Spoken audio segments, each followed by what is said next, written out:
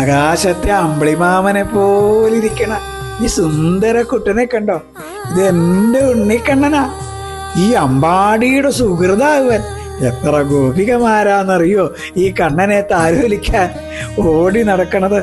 ത്രിലോകങ്ങളുടെ ചക്രവർത്തിയായ കണ്ണനാണ് തൻ്റെ ഒക്കത്തിരിക്കുന്നത് എന്ന് സൗഭാഗ്യവതിയായി അമ്മ അറിയണില്ല.